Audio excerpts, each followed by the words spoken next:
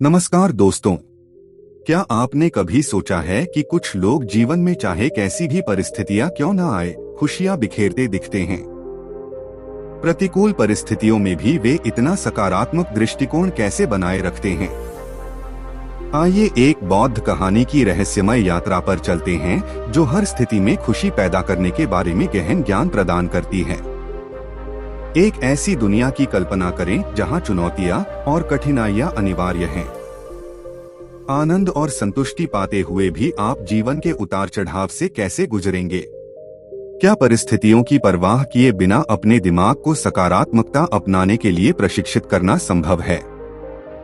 एक बार की बात है, जापान के सम्राट एक साधु से बहुत ज्यादा प्रभावित हो गए थे। सम्राट हर रात अपने घोड़े पर सवार होकर अपने साम्राज्य का चक्कर लगाता था। वह रोज एक पेड़ के नीचे बैठे साधु को अपने आप में मस्त देखता था। कभी नाचता तो कभी बांसुरी बजाता, कभी गीत गुनगुनाता तो कभी चुपचाप बैठा आकाश के तारों को निहारता। बादशाह जब भी उस रास्ते से गुजरता तो हर बार रुक जाता और उसकी मस्ती देखता था और फिर अपने घोड़े पर चढ़कर चला जाता है। धीरे धीरे सम्राट को उस साधु में इतनी दिलचस्पी हो गई कि उन्हें समय का पता ही नहीं चलता। वह दूर झाड़ी के पीछे खड़ा हो जाता और उस साधु की मस्ती देखता और खुद ही मजा लेते खुशी खुशी महल लौट आया। अब तो यह उसका रोज का काम हो गया। लेकिन एक दिन वह इतना भावुक हो गया कि जाकर साधु के चरणों में गिर पड़ा और बोला, महाराज, मैं आपको यहाँ नहीं रहने दूंगा इसके बाद। वर्षा ऋतु निकट है, यह एक वृक्ष है। वर्षा ऋतु में तुम इस वृक्ष के नीचे कैसे रहोगे? महल में आओ और मुझे आशीर्वाद दो कि मुझे सेवा का अवसर मिले। यह सुनकर साधु उठ खड़ा हुआ, अपना थैला उठाया और कहा, चलो चलते हैं। यह देखकर सम्राट बहुत हैरान हुआ।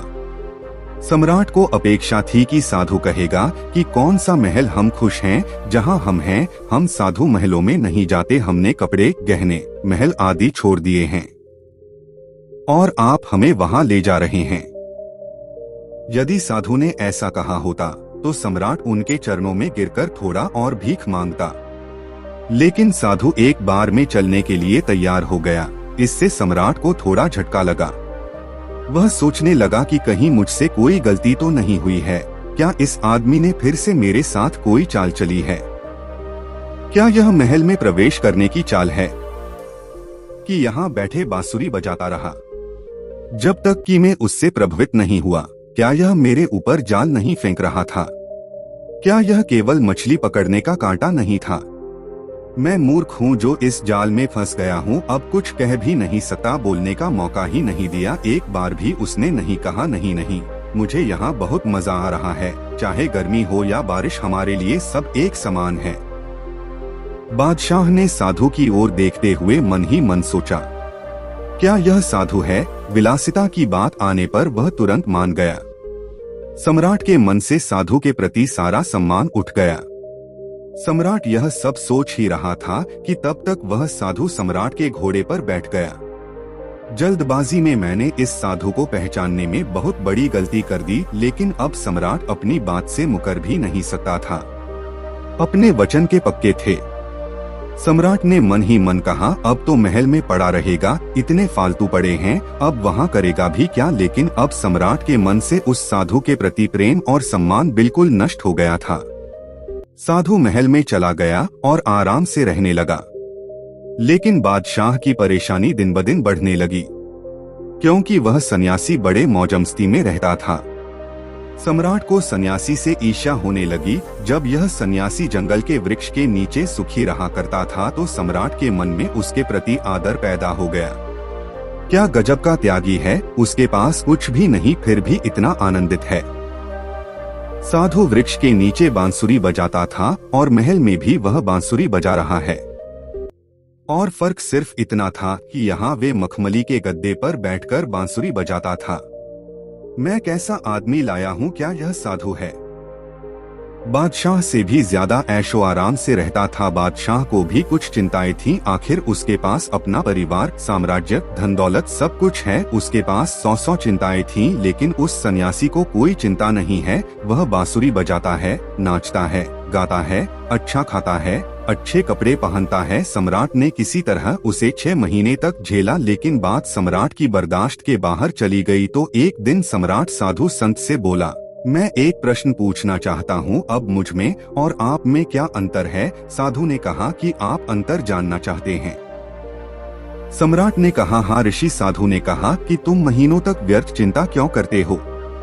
जब मैं तुम्हारे घोड़े पर बैठा था तो तुम्हें यह प्रश्न पूछना चाहिए था, क्योंकि मैंने देखा था कि तुम्हारे मन में यह प्रश्न उस समय उठा था जब मैं तुम्हारे साथ थैला लेकर चल रहा था। उसी समय तुम्हारा चेहरा पढ़ रहा था। यह प्रश्न तुम्हारे मन में था। उस समय तुम मूर्ख हो। तुमने 6 महीने तक अपना सीना क्यों बेवजह जलाया होगा? वहीं पूछते कि झोला रखकर मैं उस पेड़ के नीचे बैठ जाऊं, कैसी हिचकिचाहट और किस बात पर शर्म आती है।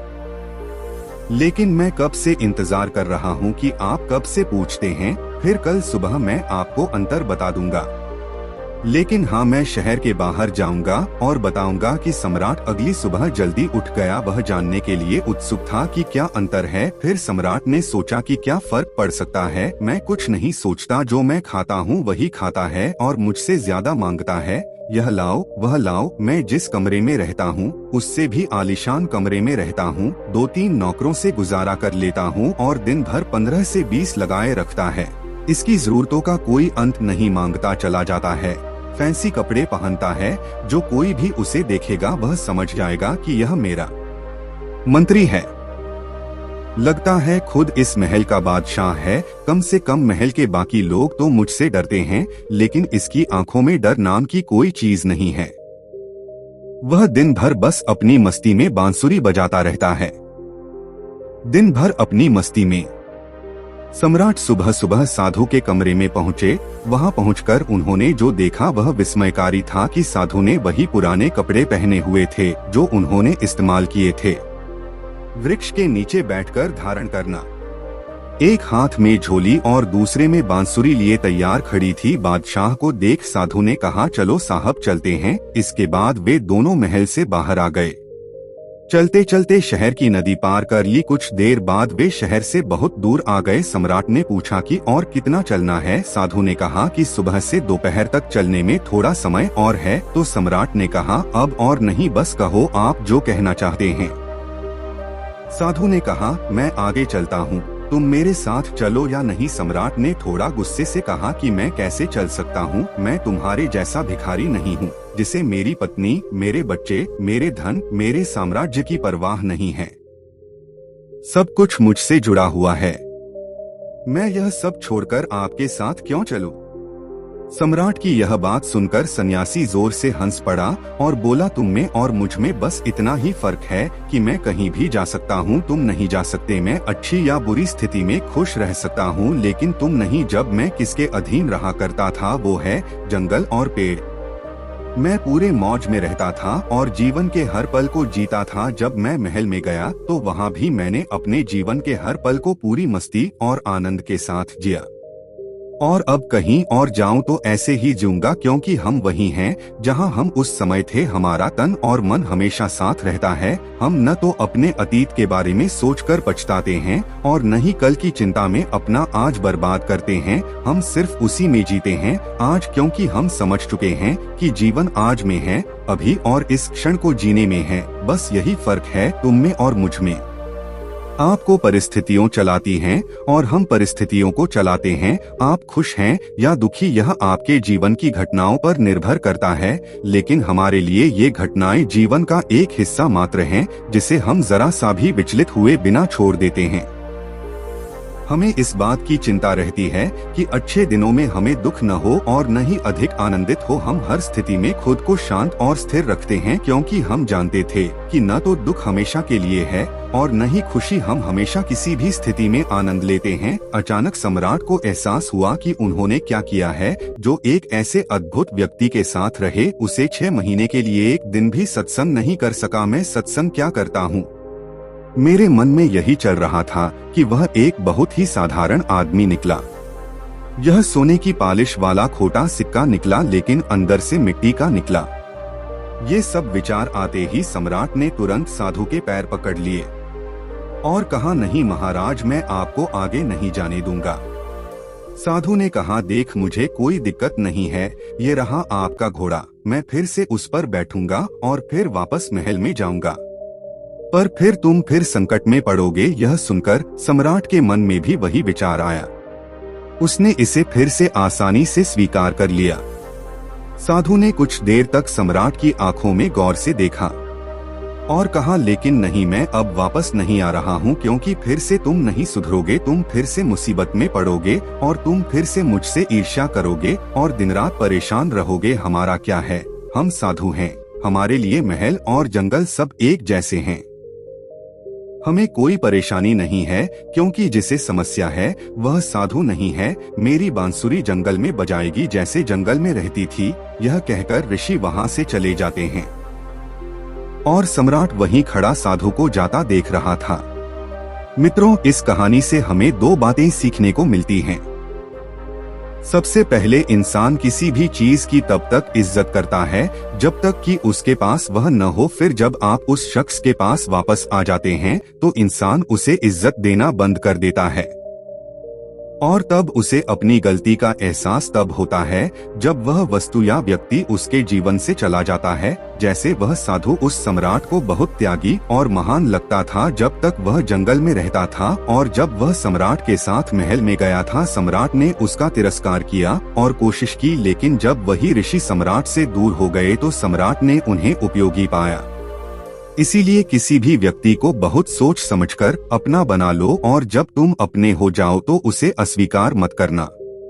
पाठ 2, परिस्थिति कैसी भी हो हमेशा खुश रहो। जैसे एक सन्यासी जंगल में भी उतने ही आनंद से रहता था जितने आनंद से वह महल में रहता था। जीवन जीने का सही तरीका है सुख और दुख के लिए समान शब्द होना।